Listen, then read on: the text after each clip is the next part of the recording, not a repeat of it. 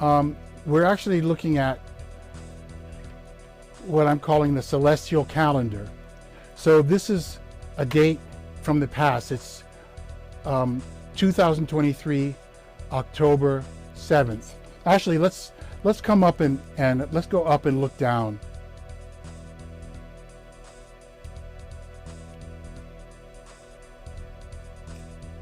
I don't know if the audio and video are in sync, but notice, so we're in E Dorian. Right.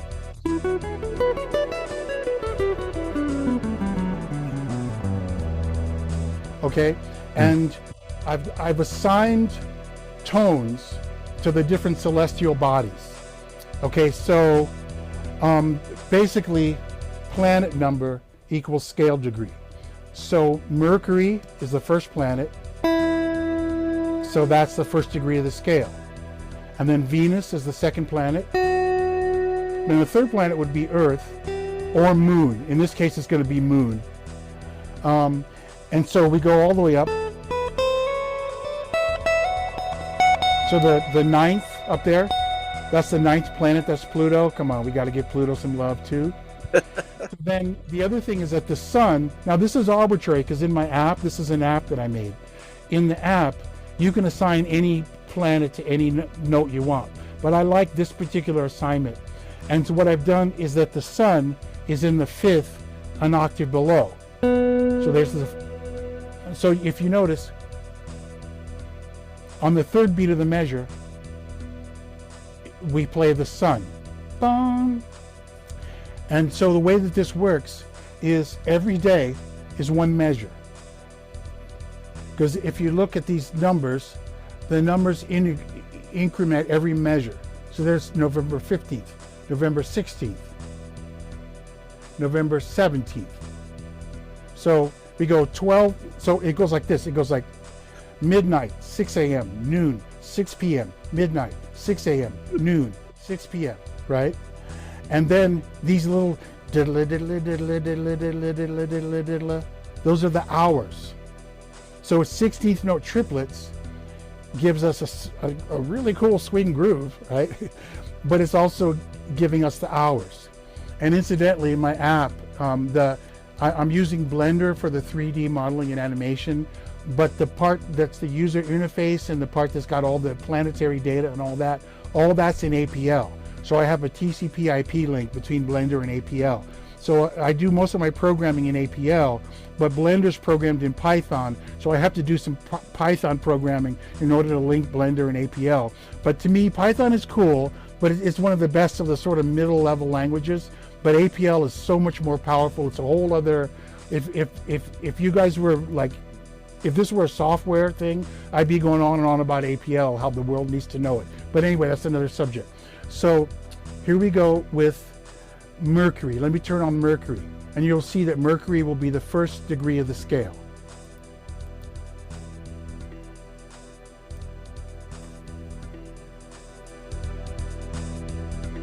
And there's going to be a point where when Mercury comes between the Earth and the Sun, those right there, those two, they hit at the same time.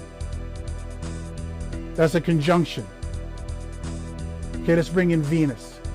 Now, I made the orbits evenly spaced, so because of that, the angles are a little bit distorted. So you have to take that into account. But for our purposes, I think it makes things a lot simpler. Let's bring in Venus. That's nice. Nice little motif. Ba, ba, ba, ba. Let's bring in the moon. So the moon is going to be the third.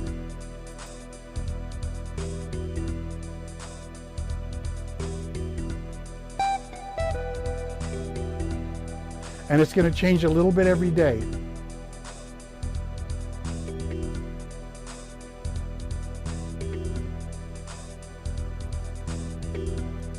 Let's bring in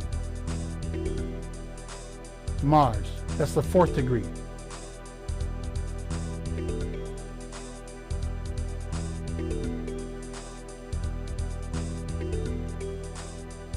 Let's bring in Jupiter, the fifth.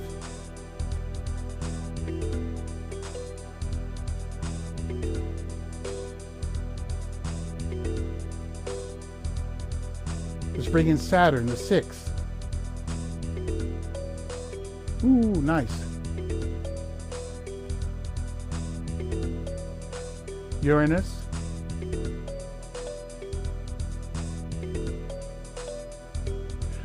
And by the way, those drones in the background that you hear, those are the same notes, but they tell us how far we are from each celestial body relative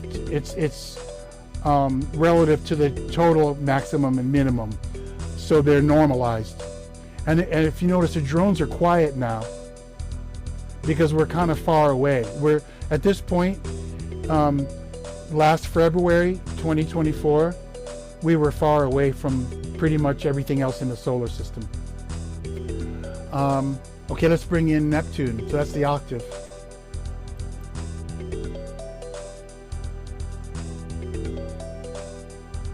Ba, da, da, da. I think it's just so beautiful. Let's bring in Pluto. And this thing right here, this da, da, da, that's a feature that's going to be consistent for a long time, for decades. We're going to have that da, da, da. The inner planets are going to change faster. So if you were our, proverbial, 10-year-old autistic boy, with phenomenal memory, he could hear this and not even look at it and tell you exactly what date this is. Because everything that you hear, everything that you see is being sonified. And what our 10-year-old would do is listen to the outer planets first, and that would narrow it down. And it's cool to check it out from different angles too,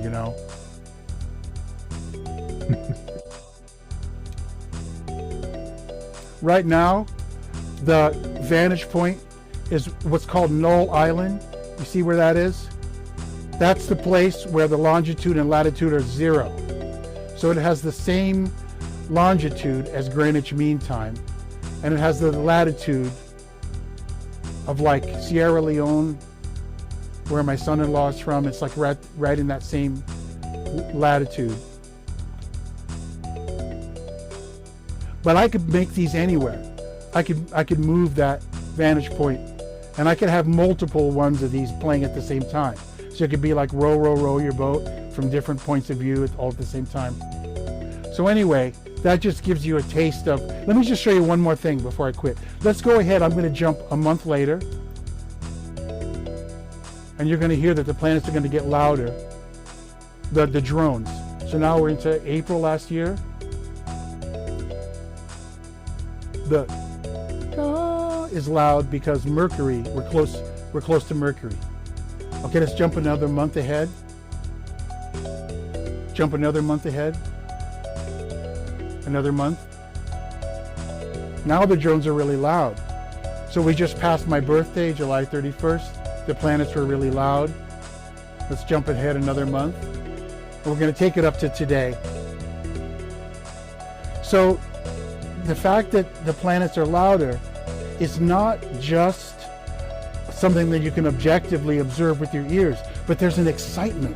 There's a building of that swelling, that crescendo. It's like, this is so exciting. We're near the other planets now.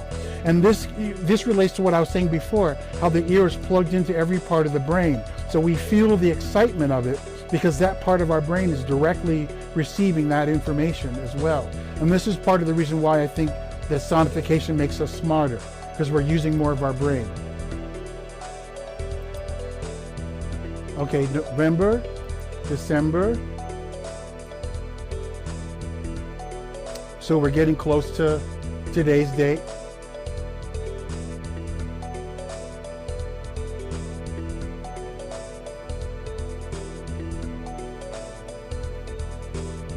The melody is really nice right here.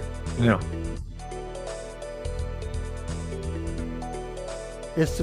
I could hear this like on an African, like marimba. Yeah.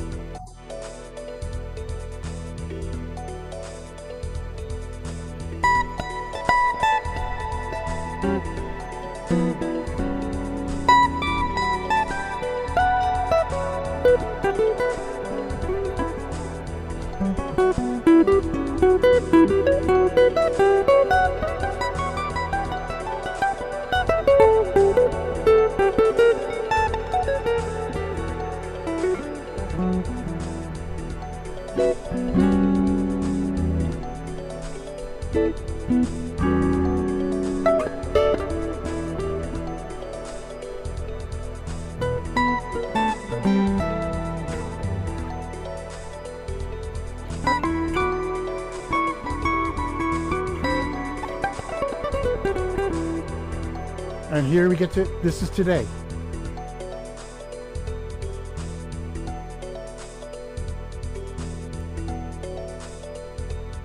And now we have what they're calling the planetary parade. And so there's a point of view. I'm not sure what the point of view exactly is, but there's a point of view where it all makes sense from the Earth, where we can look.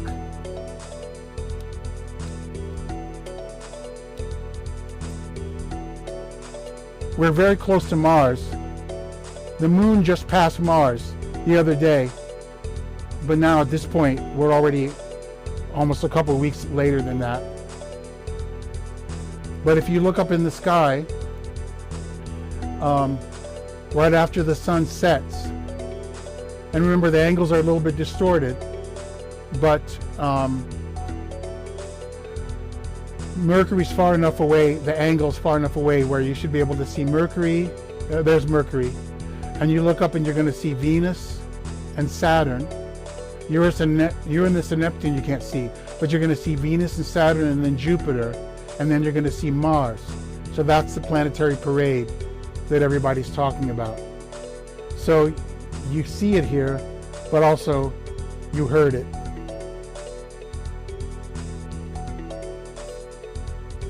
Wow, fantastic.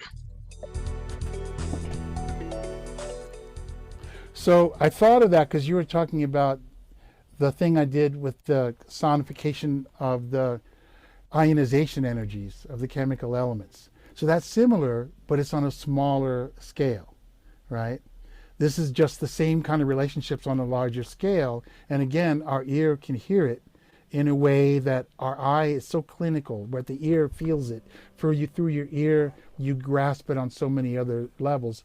So a big part of what my work is these days is trying to take the possibilities of sonification and use that to explore science in a way where it's not even really science like people think of it as a technical, dry subject, but thinking of it as just understanding the natural world, right. You know? And we had the music of the spheres, Pythagoras and the music of the spheres. And Pythagoras, the way he thought of it is that the planets were like strings of a harp. And so in that sense, it's analogous to notes of a scale.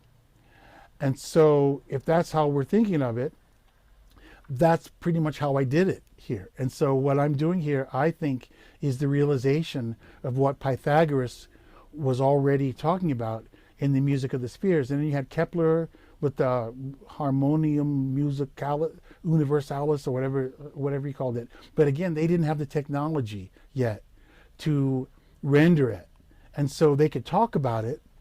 And Kepler came up with the laws of planetary motion and all that, but they didn't have the technology to directly render it, you know. And I think that a lot of the science and the math and the science and all this sort of smart topics have always been done in a visual representation, because ever since the Gutenberg revolution, we've had this, the term I've heard for this is the ocular centrism, this idea that the eye should predominate and that all the really smart information is visual information. Well, we've had that false belief as a sort of an unintended consequence, a side effect of the Gutenberg revolution, because printed information is all visual. But now we have all the equivalent technologies for audio, and so now it's time for the ear to catch up. And I think that when the ear catches up, then all of these things that we're doing, whether it's science, philosophy, whatever, these things are going to be done in a more auditory way, and therefore in a more holistic and a more integral way. And it's time now to reintegrate all of our sensory modalities so that we can finally kick in and hit our stride as a species. This is it. This is make it or break it, you know. And you know, let's not go down trying. Let's at least try, you know. And I think that a lot of the separation that we're witnessing in the world is at least aggravated by this ocular centrism, because the eye, that's the function of the eye. The eye has this function of separation, of differentiation. The eye is better at that than the ear. But the ear has this skill, this talent for unification and for frequency and time, for perception of time and frequency, especially relative time and relative frequency. And so much of the information is all about vibes. It's all about vibrations. So we've been missing the sense that tunes us in to the most juicy, sacred information that's coming at us. So by bringing the ear on board, we can get there. And so the whole project of expanding our musical vocabularies opens the door for using music instrumentally, no pun intended, to help with some of these other, endeavors in life. So then finally, the one final thing that I want to say, because I do want to mention, all this comes together for musicians when we have a method of learning. And I started talking about this before, because I was talking about the what I call the integral optimization, like being in the sweet spot, right? And I'm going to be teaching this. I'm going to be doing an online 4-hour seminar of my method on February 22nd. I don't know when you're going to release this, but if it's before then, I do want people to know, because they can link to that. There's a charge for it, but I've been doing these for 20 years, and I've gotten a lot of really positive feedback from people. It's all the best things I know about efficient learning. And the point of that is that when you have a method of efficient learning, it goes beyond just the craft of music, but it's a way of not only learning the external behavioral side of being able to play what it is you're trying to learn, but also the internal experiential side. Like when I'm up on stage at that gig, I want it to be an amazing experience for me, and I practice toward that experience. Yeah. And a lot of times musicians, we spiral downward because the experience isn't good, and then that affects the performance. And then so I want to talk about how to get outside of that. Basically, one of the founders of neurolinguistic programming said, hey, the most phobias are caused by a single traumatic experience, like one traumatic experience. Like I know someone who is deathly afraid of elevators. Well, why? Because one time he got stuck in an elevator, and that's all it took. And he just looks at the door of the elevator, and this whole thing takes over.